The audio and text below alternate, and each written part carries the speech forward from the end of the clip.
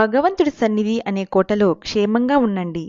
దేవుణ్ణి గురించి నిరంతరాయంగా ఆలోచించడంలో ఎంతో ఆనందముంది. ఆయన కోసం తపన స్థిరంగా ఉండాలి. శరీరం, మనస్సు, ఆత్మ ఎంత గొప్ప బాధను అనుభవిస్తున్నప్పటికీ భగవంతుడి సజీవ సన్నిధి నుంచి మీ చైతన్యాన్ని మరల్చలేని, మీ మనస్సు ఎన్నడూ అటూ ఇటూ తిరగని సమయం ఒకటి వస్తుంది. దైవ స్పృహలోనే జీవిస్తూ, ఆలోచిస్తూ, అనుభూతి నొందుతూ అన్ని వేళలా ఉండడం, ఆయన సన్నిధి అనే కోటలో ఉండటం అద్భుతమైనది కదూ! అక్కడి నుంచి చావుగాని మరేదీ గాని మిమ్మల్ని తీసుకుపోలేదు. నా మీదే మనస్సు లగ్నం చెయ్యి, నా భక్తుడవు అవు. ఎడతెగని ధ్యానంతో, పూజ్య భావంతో నా ముందు ప్రణమిల్లు. ఆ విధంగా నన్నే అత్యున్నత లక్ష్యంగా చేసుకుని నువ్వు నాతో ఐక్యమైతే నువ్వు నా సొంతమవుతావు. భగవద్గీత 9వ అధ్యాయము 34వ శ్లోకము. ఏ కోరిక మీలో చొరబడలేనప్పుడు మీరు శాశ్వత సన్నిధిని, దేవుణ్ణి ఆనందిస్తారు. ఈ జీవితం విచిత్రమైనది.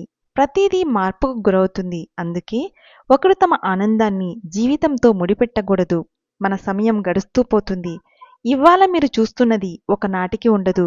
మార్పనేది మంచిదే, అది కనుక మిమ్మల్ని బాధ పెట్టకపోతే.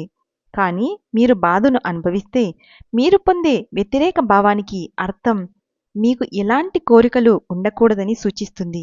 మీరు గనక ఆ గొప్ప పరమాత్మలో నిలదొక్కుని ఉంటే మీరు ప్రతి విషయాన్ని ఆనందిస్తారు. కానీ దేనికి బద్దులవరు. కాబట్టి ఆయన్ని తెలుసుకోవడానికి ప్రయత్నించడం అన్నది విలువైనది. లేకపోతే జీవితం భయంకరంగా మిమ్మల్ని భ్రాంతిలో ఉంచవచ్చు. 1935లో నేను భారతదేశానికి తిరిగి వెళ్ళినప్పుడు, పిల్లవాడుగా ఉన్నప్పుడు నేను ఆనందించిన కొన్ని ప్రదేశాలను చూడాలని అనుకున్నాను. కానీ అక్కడికి వెళ్ళాక ప్రతిదీ మారిపోవడం చూశాను. మరొక విభిన్నమైన వేదిక అమరింది. ఇచ్చాపూర్లో ఉన్న మా పాత ఇంటిని చూచినప్పుడు, అక్కడ చిన్నతనంలో నేను ఆడుకునేవాడిని, పక్షులను చూస్తూ గడిపేవాడిని. నేను గొప్ప నిరాశకు గురయ్యాను. నా గుండె అదిరింది. నాకు గుర్తున్న ఒక్క చెట్టు మాత్రమే అక్కడ మిగిలింది. జీవితమంటే అలాగే ఉంటుంది.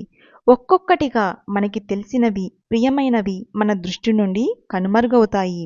నా చిన్నతనంలో నేనున్న ఇంటిని చూడడానికి నేను ఏది ఇవ్వడానికైనా సిద్ధపడేవాడిని. అయినప్పటికీ నేను తర్వాత ఒక దివ్య దర్శనంలో ఆ ఇంటిని సాక్షాత్కరించుకున్నాను. చాలా ఏళ్ల ముందర చేసిన విధంగా నేను కొలనులో ఈదాను. ఇంటి పైమెట్లు ఎక్కాను.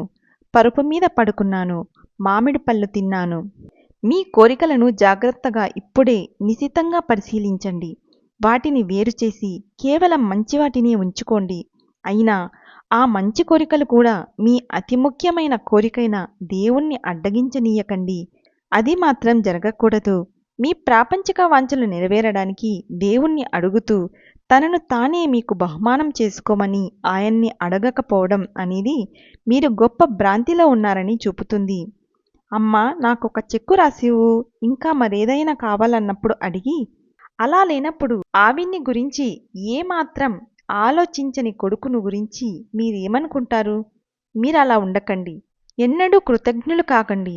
జీవితమనే ఈ పుస్తకం మొయ్యవలసినప్పుడు భగవంతుడి సంబంధంగా మీరు నెరవేర్చుకున్న కోరికల వల్ల పొందిన అనుభవ సిద్ధి మాత్రమే మీతో ఉండిపోతుంది. కాబట్టి విస్పర్స్ చదవండి. ఆ తరువాత ప్రతిరోజు నిద్రపోయే ముందు ధ్యానం చెయ్యండి. మీరు లేవగానే దేవుణ్ణి గురించే ఆలోచించండి. కేవలం ఆహారం తీసుకోవడానికి ముందు మాత్రమే కాదు, ఆహారం తీసుకుంటున్నప్పుడు తర్వాత కూడా ప్రార్థించండి.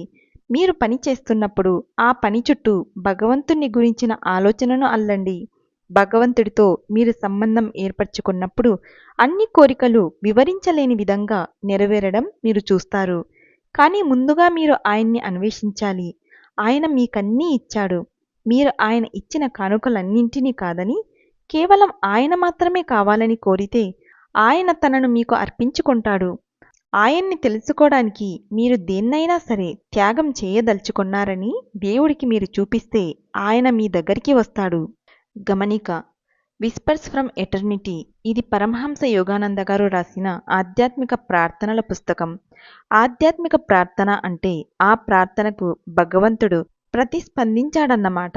ఏ భక్తుడైనా అవే మాటలతో గాఢంగా మనఃపూర్వకంగా ప్రార్థిస్తే వాళ్ళు అలాంటి ఆశీర్వాదమే పొందుతారు. Thank you.